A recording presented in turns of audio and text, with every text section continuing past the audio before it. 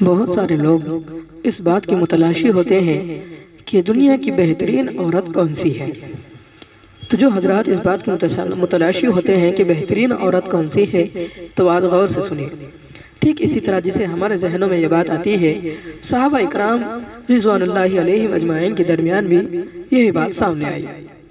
نبی کریم صلی اللہ علیہ وسلم بھی تشریف فرما تھے، صحابہ بھی بیٹھے ہوئے تھے، ان میں ایک بات چھڑ گئی۔ کسی نے پوچھا، ایک صحابی نے، اے محبوب صلی اللہ علیہ وسلم بتائیے کہ دنیا کی بہترین عورت کون سی ہے۔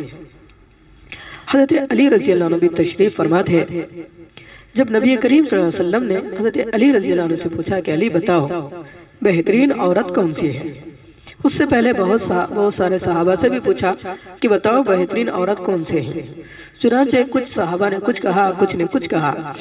جب حضرت علی رضی اللہ عنہ کی باری آئی تو حضرت علی رضی اللہ عنہ کہنے لگے کہ اللہ کے نبی صلی اللہ علیہ وسلم بس میں ابھی گیا، ابھی آیا اور آ کر آپ کو جواب دوں گا۔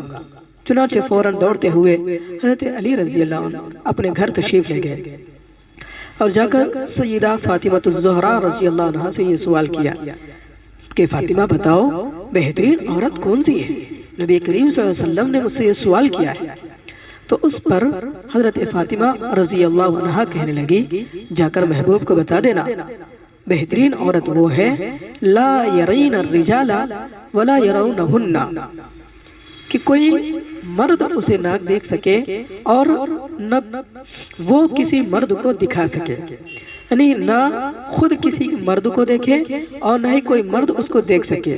یہ بہترین عورت کی مثال ہے۔ یعنی انہوں نے فرمایا بہترین عورت وہ ہے جو نہ خود کسی غیر محرم مرد کو دیکھے اور نہ کوئی غیر محرم اس کو دیکھ سکے۔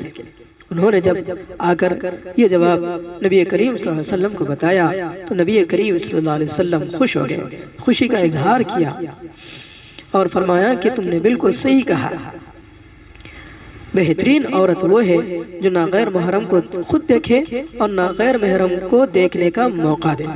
تو دوستو، جب یہ بات حضرت فاطمہ الزہرا رضی اللہ عنہ جو خاتون جنت تھی، انہوں نے جو بات کہی سارے صحابہ کو پسند آئی اور نبی کریم صلی اللہ علیہ وسلم نے بھی اس بات کی تصدیق کی۔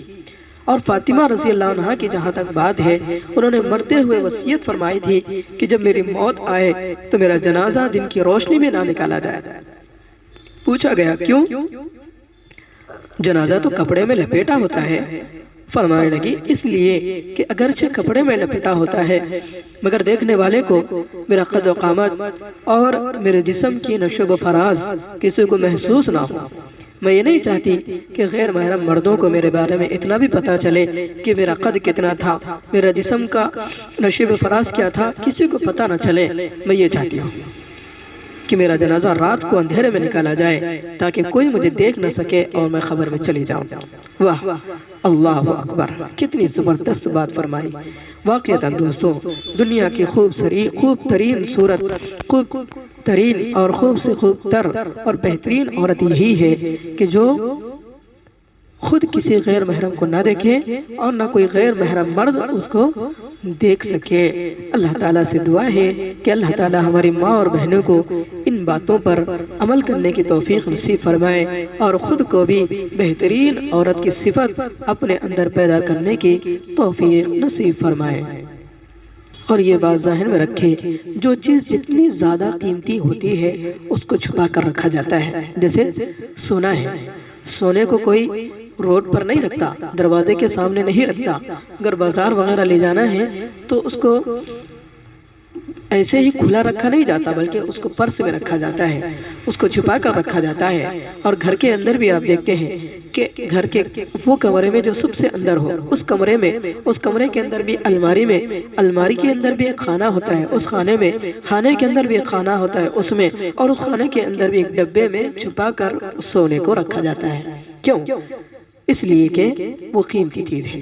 عورت بھی دوستو ایک بہت ہی قیمتی چیز ہے، اللہ نے اس کو چھپا کر رکھنے کا حکم دیا ہے، پردے میں رکھنے کا حکم دیا ہے۔ تو جو عورت جتنا زیادہ پردے میں رہے گی، اللہ تبارک و تعالیٰ کے یہاں اس کا مقام و مرتبہ بھی اتنا ہی بلند ہوگا اور وہ اتنا ہی محفوظ ہوگی۔ اللہ سے دعا ہے کہ اللہ تعالیٰ ہماری ماں اور بہنوں کو ان باتوں کی فہم و فراست سمجھنے کی توفیق نصیب فرمائے اور خود کو پردے میں رہنے کی اور بہترین عورت بنانے کی توفیق نصیب فرمائے۔